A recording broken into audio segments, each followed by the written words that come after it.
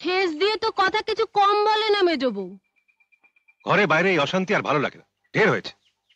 এখন তুমি তোমার টাকা কড়ি বিষয় আশয় সব বুঝে নাও, আমাকে আমারটা বুঝিয়ে দাও।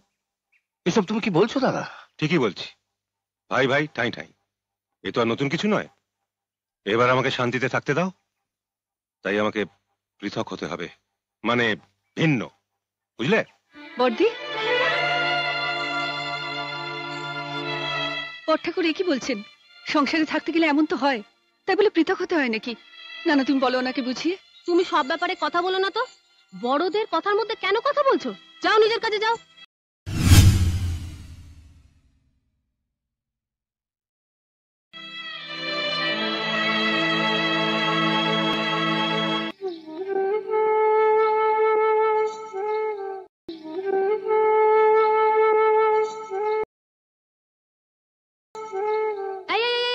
কে কে কে তোমরা?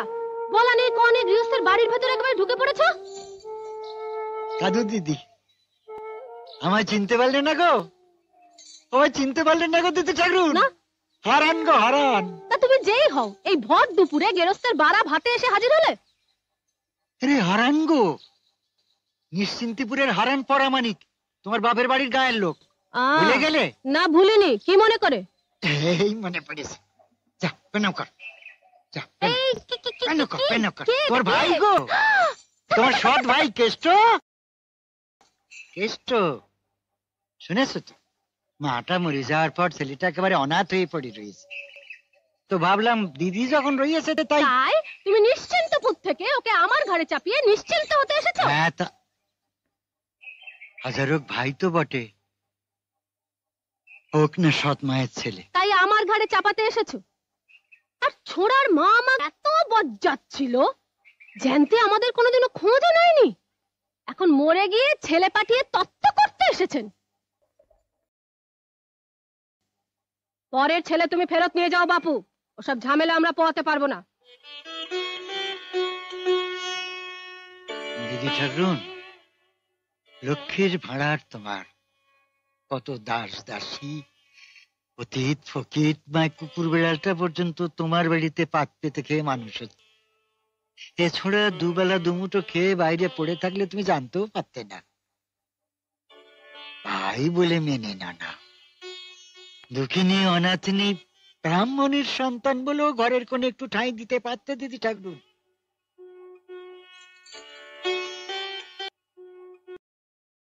ওসব মায়া কান্নায় কাদু বামনিকে ভোলাতে পারবে না।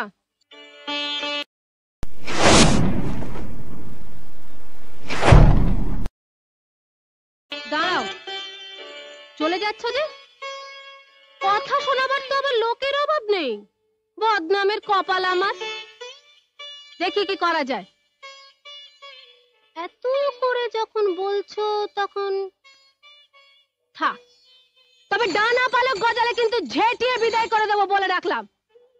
এই ছোড়া, বস এখানে, কর্তা আসুক।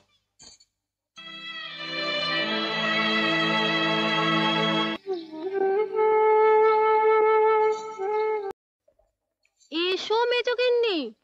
মা গো, ছোড়াটা কি নোংরা কাপড় চোপড় নিয়ে এসেছে, তাই একটু সাফসুত্র করাচ্ছি। ছেলেটি কে গো দিদি? বাহ, দিব্যি ছেলে তো। মুখের ভাবটা দেখছি তোমার মতো। তোমার বাপের বাড়ির কেউ নাকি? আমার সৎ ভাই। এই কেষ্ট, পেন নাম কর। গুরুজনদের দেখলে যে পেন নাম করতে হয় তোর মগও শেখায়নি নাকি? থাক থাক, বেঁচে থাকো ভাই। আমি তোমার কে বলো তো? আমি তোমার মেজ দিদি হই, মনে থাকবে? হ্যাঁ মেজ দিদি, মনে থাকবে। এতটুকু ছেলেকে দিয়ে এতগুলো কাপড় কাচায় দিদি? এ তো শুধু ওর কাপড় নয়, এ তো দেখছি তোমাদেরও কাপড়। একটা চাকর তো। আমি তো তোমার মতো বড় মানুষ নই মেজগিন্নি, যে বাড়িতে 10-20টা চাকর পুষবো। ঠিক আছে, আমি কেন তাকে বলে দিচ্ছি। আমি কেষ্টকে নিয়ে যাচ্ছি। পাঁচুগোপাল স্কুল থেকে ফিরলে তুমি টুনিকে দিয়ে আমার কাছে পাঠিয়ে দিও। ও বেলা সবাই আমার ওখানেই খাবে। চলো ভাই, চলো।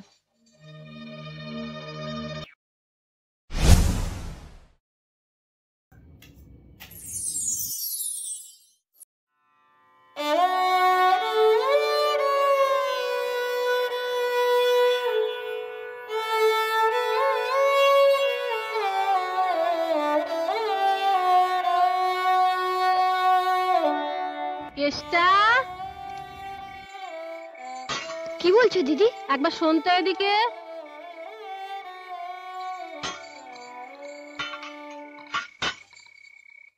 শোন শোন শোন। বাবা, এই নতুন জামা কে দিল রে? মেজ দিদি দিয়েছে। তা কি খেলি ওখানে? লুচি, লুচি কি দিয়ে খেলি? মাছের মুড়োর তরকারি, সন্দেশ আর রসগোল্লা। ইস, তা মাছের মুড়োটা কার পাতে দিল? তোর পাতে বুঝি? হুম, দেখলে দেখলে তুমি মেজগিন্নির কাণ্ডটা? মেজ বউ কেসটাকে একটু বেশি ভালোবেসে ফেলেছে। তুই খুনি, আপনার লোক, তোর কিনা এরকম ব্যবহার? হ্যাঁ, পাঁচু গোপাল আমার মাছের মুড়ো বলতে অজ্ঞান, সে কি তা জানে না? তাহলে কেন বেনাবরে মুক্ত ছড়ালো? সোনা বাইরে আঁচলে গেরো। আরে কেষ্টা, লুচি সন্দেশ খুব পেট পুড়ে খেলি বুঝি? জন্মে তো সব কোনোদিন দেখিসনি। যাদের পেটে দুবেলা ভাত চটে না, তাদের লুচি সন্দেশ খাওয়ানোর দরকারটা কি শুনি? আমি তোমাকে স্পষ্ট বলে রাখলাম, ওই মেজগিন্নি যদি কেষ্টার মাথাটা না বিগড়ে দেয়, আমার নামে কুকুর পুষো। না না, সে ভয় করো না, কেষ্টর ব্যবস্থা আমি করছি।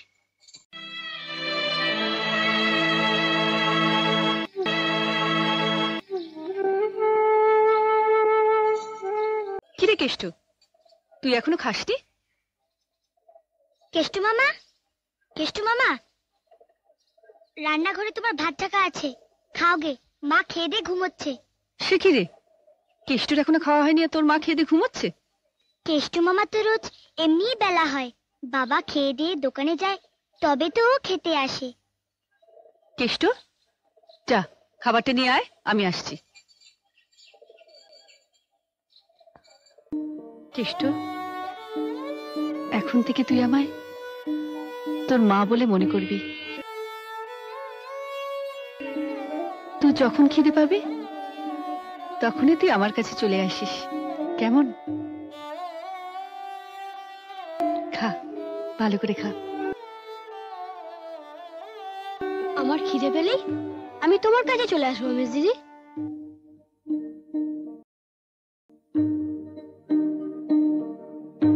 আমি এখন দোকানের ভারী ভারী বস্তা তুলতে পারি, তেলের টিন তুলতে পারি, এখন আমার কোনো কষ্ট হয় না মেজ দিদি।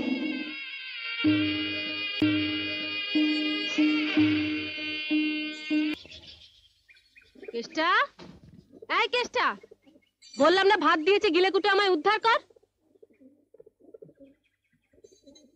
কেষ্টা, কথা কানে গেল না তোর? আমার খিদে নেই। ওরে, এই পিন্ডি না গিললে তো তোকে জমের বাড়ি যেতে হবে।